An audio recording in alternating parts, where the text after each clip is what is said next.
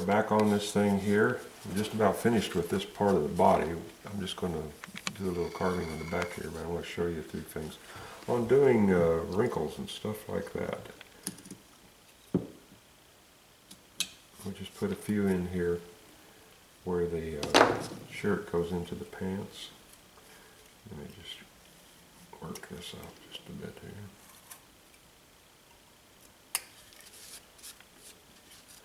They don't have to be fancy. What I'll generally do, I'll make a cut like that, come back and do that. See, that creates a wrinkle, but to make it even better, come back here on the low side of the wrinkle and just kind of take out a little chip right there to where it looks like one piece undercuts the other piece.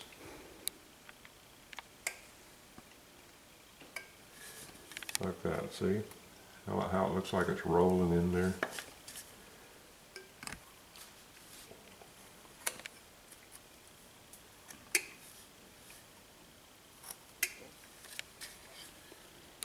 That's really all you need. This side here, same thing. And just undercut it.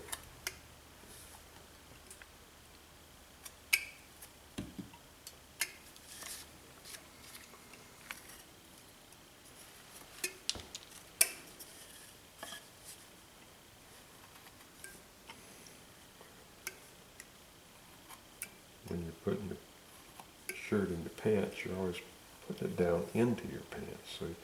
So your wrinkles are probably going to run up instead of down. See how this one looks so much better than that one over there? Sorry. I'll make this one look even just a little bit better. Where it looks like it's going into the shirt. Yeah, that looks a lot better. Someone just stole my hat. So I'll fix that. These will all have to be adjusted when we put the arms on, but that'll give you an idea. I went ahead and carved this side to match this side over here that we did last time. Now on things like this back seam here, okay?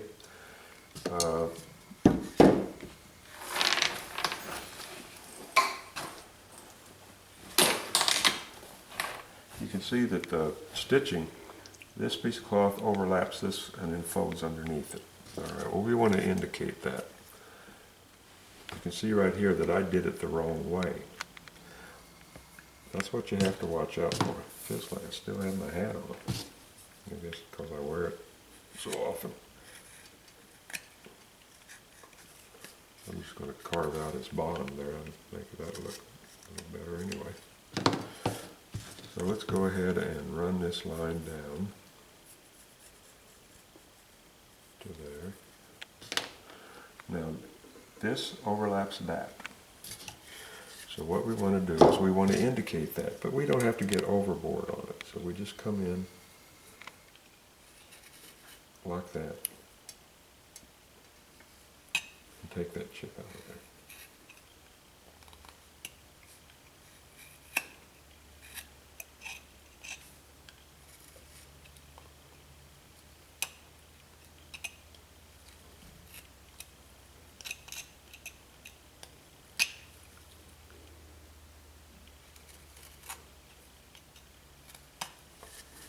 See, that's all we're after. We're just after that little reveal line there. And when we run this thing through the flap sander, it's going to remove a lot of that right there. Now it's just combing my hair.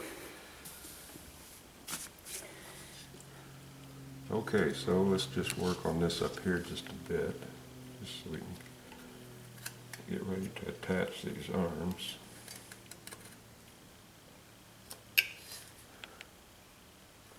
I want to get a couple of these videos done before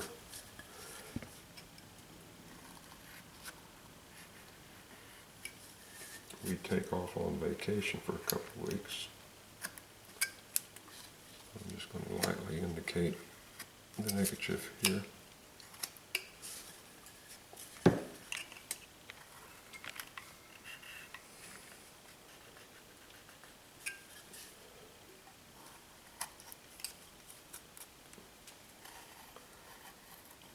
lost my line there, but that's all right.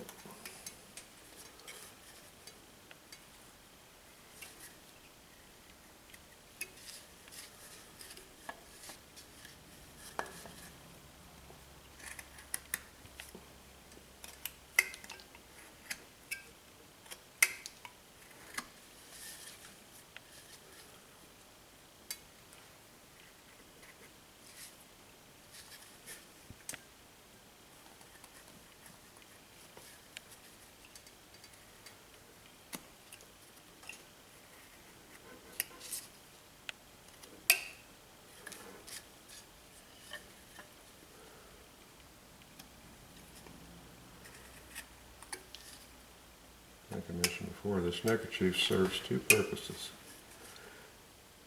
It gives you a detail that was probably correct for this figure, but it also will help in hiding the join up here for the arm, which is important. Now, getting back to those seams again. Up here on this bib, this piece overlaps that piece, and this piece overlaps that piece. So we'll just put that in there real quick. So we just carve right down to that line, take that out, and carve down to that line. Take that out. There.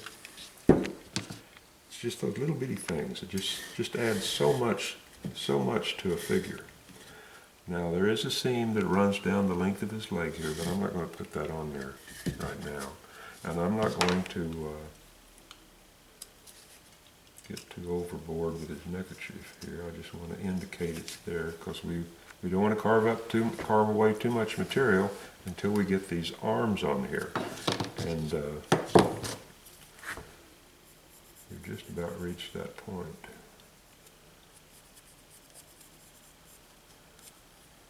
Go ahead and kind of indicate that there.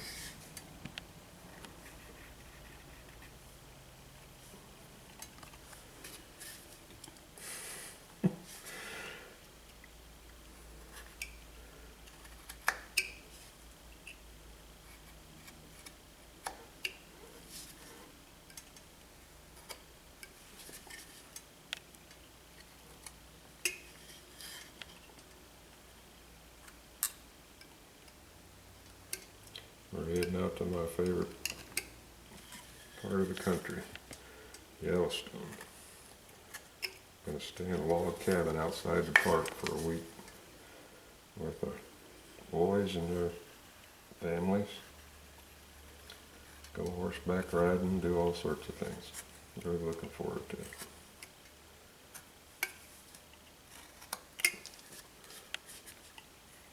Go to the Buffalo Bill Museum in Cody and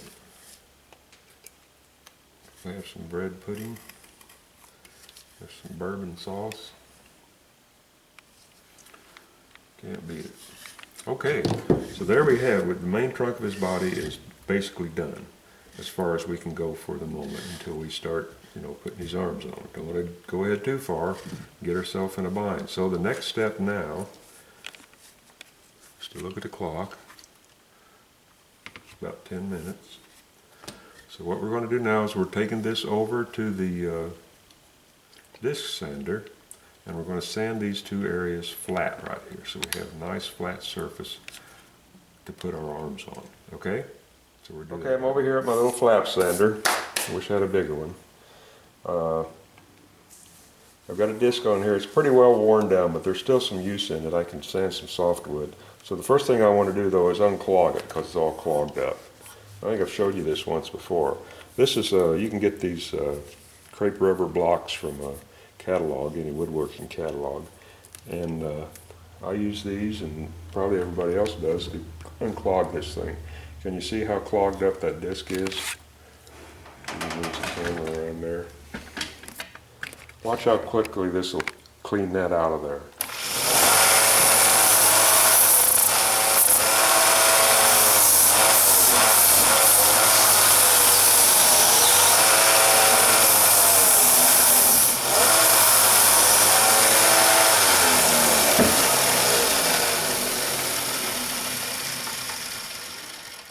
don't cost much, but like I say, they sure do a good job lengthening the use of your discs. So anyway, here we go. We're going to sand this off.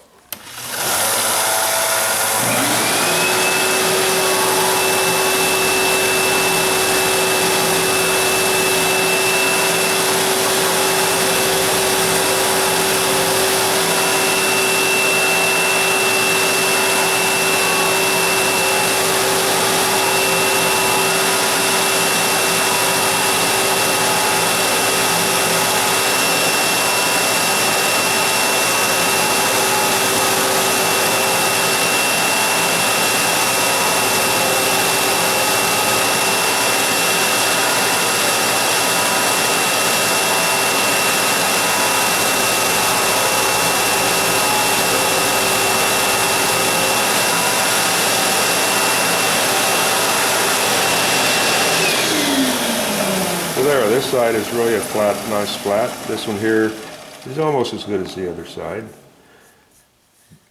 I really wanted this one much more flatter than this one over here, because this one over here is going to have an arm that's going to be holding either a sledge or a pickaxe on his shoulder, while this one over here is going to be holding either a sledge or a pickaxe in his hand, hanging down to his side. Alright, so this will give me plenty of area here to glue, and this will give me plenty of area over here to glue for something hanging straight down. Okay?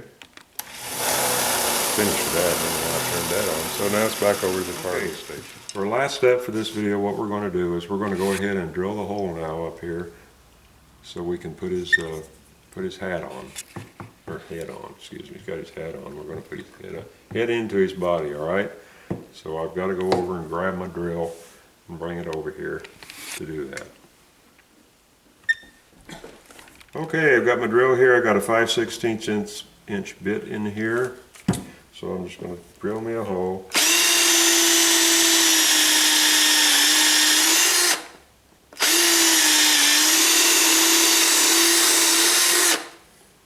I'm going to bring it out there.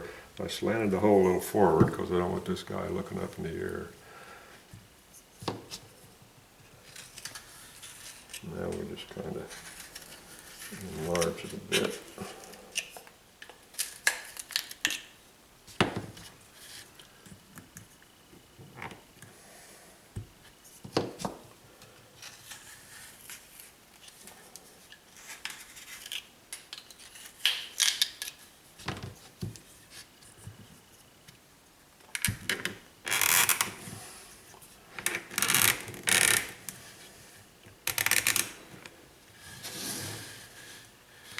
There he is. See, like I said, that block, when we first cut it out, it really looked large, didn't it? Well, now it's actually looking just about in scale. It could actually be a little bit bigger, but it's going to look fine. Once we get his arms on, it's going to add more bulk to the figure. So he's going to be in good shape. It's amazing how much just turning his head one way or the other versus looking straight on changes the attitude of a figure. It's amazing how that happens, and that's one of the main reasons why I carve my head separate. Okay, so that's going to do it for this video, and like I said, I'll try to get another one or maybe two at the most before we take off out to the mountains. So until next time, I'll talk to you later.